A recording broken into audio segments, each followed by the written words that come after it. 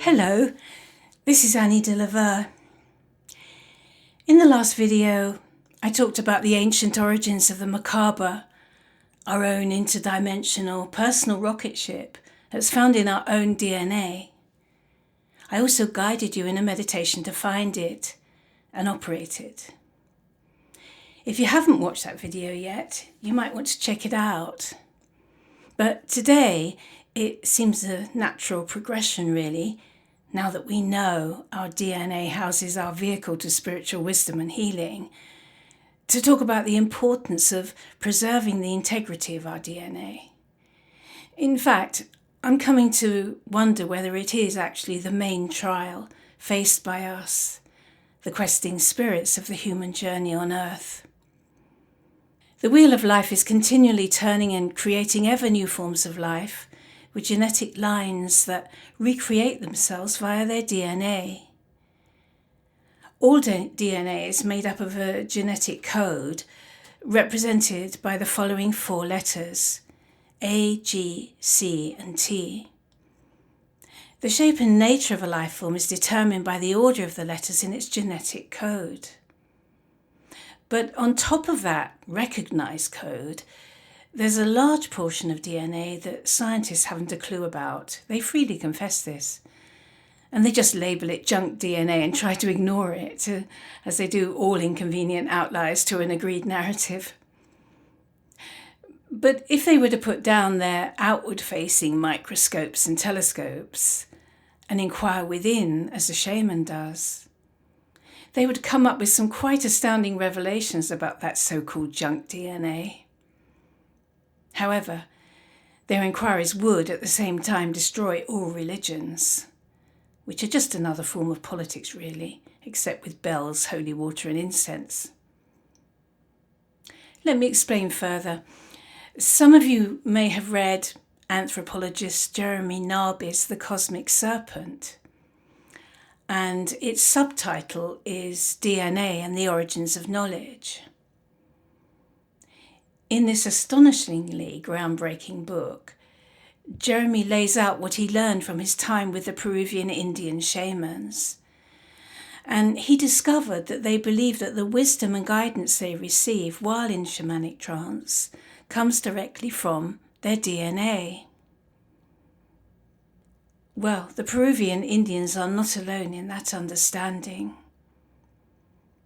The importance to past mystics worldwide of the ancestral wisdom found through communing with DNA is clear in their poetic references and the symbolism of their artworks.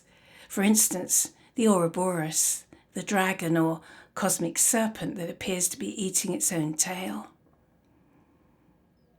In the early Neolithic period, before it was demonized in the Garden of Eden myth, the serpent was always associated with wisdom. For that reason, mythological snakes are found everywhere in the cave art of those times, and they were at the root of what was once known as the serpent cults in the latter part of the Neolithic. And of course, we mustn't forget Jacob's ladder stretching up to the heavens as told in the book of Genesis. Later on in the New Testament, DNA was symbolized by the vine. These are Jesus' words from John 15:1. I am the true vine, and my Father is the vine dresser. Among some indigenous tribes in the Amazon, the vine is referred to as the sky rope, with steps like a ladder leading up to the heavens from the earth. For instance, the Taulipang Indians of Guyana call it Inkiteka, literally sky rope. Now, you may have heard of Mircea Eliade. He was professor of the history of religion at Harvard in the first half of the 20th century. And he tells us in his book, Shamanism, Archaic Techniques of Ecstasy, of the evidence found on all 5 continents for shamanic ladders, spiral pathways, stairways, and braided ropes. Eliade wrote that the symbolism of the rope, like that of a ladder, necessarily implies communication between sky and earth. It is by means of a rope or a ladder, as too by a vine, a bridge, a chain of arrows, etc., that the gods descend to earth and men go up to the sky. Well, as we're now discovering with the Merkaba, men go up to the sky via their own personal rocket ships, found only in their own DNA. Mythological serpents are also associated with water, which, to my mind, is most likely the salt water that the DNA is bathed in.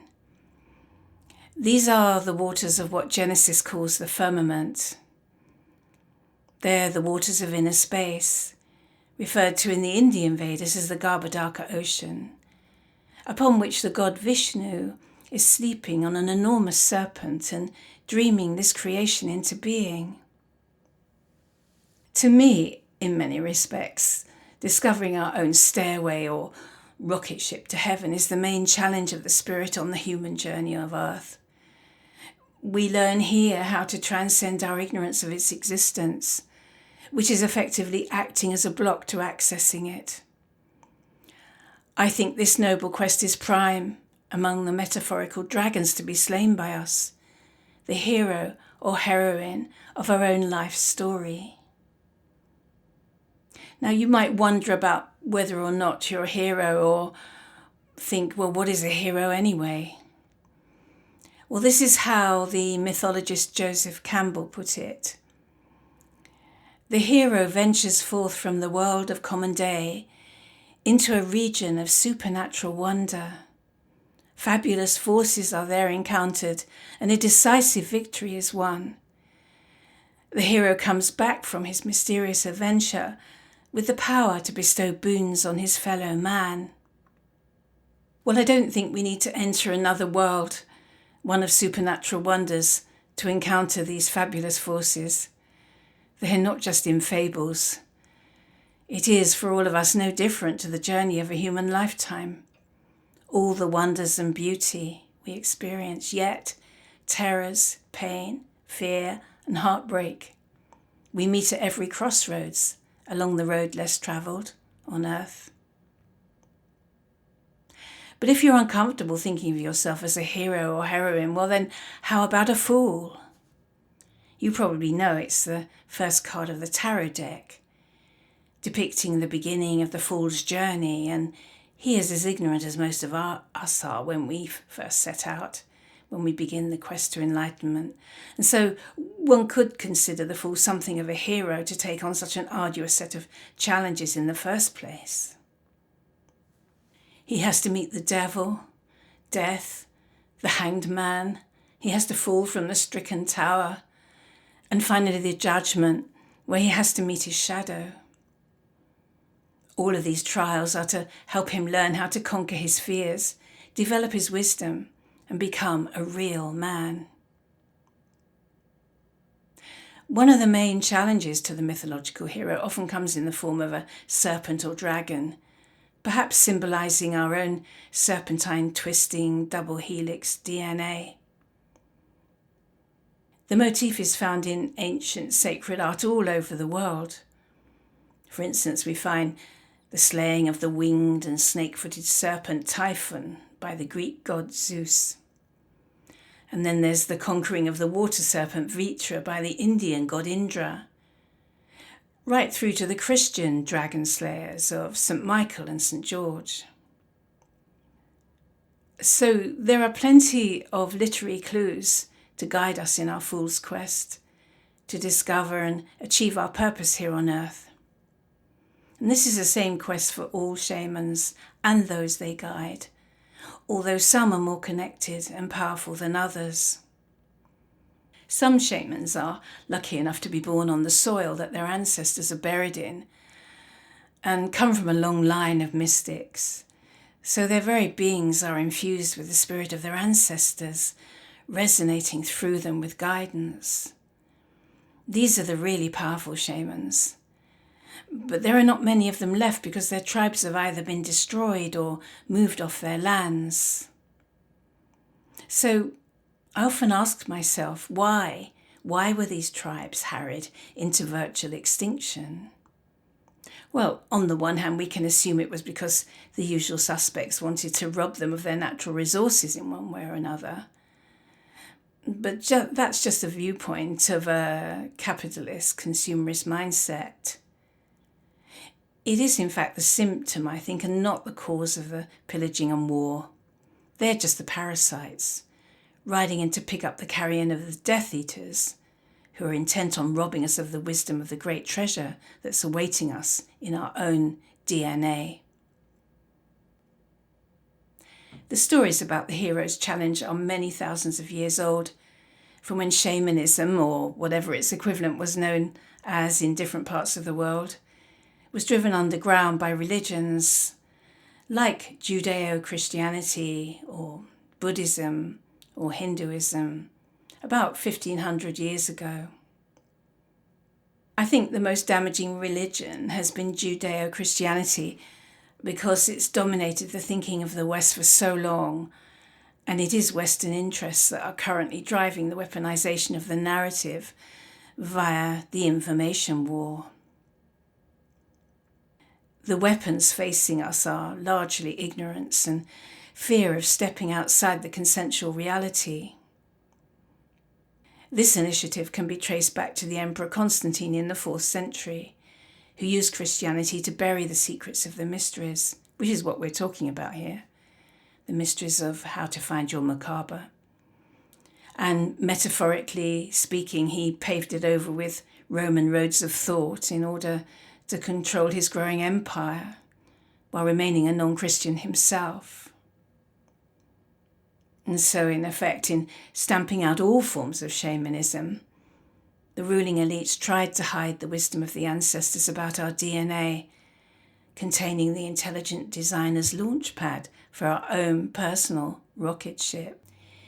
In the absence of this teaching in the education curriculum, also deliberate in my view, ever since the destruction of the mystery groves and the burning down of the Library of Alexandria, it is only by communing with the ancestral spirits that shaman can receive this wisdom again. So I believe that we are all in a spiritual battle, and that it will turn out to be an initiatory rite of passage for the human race.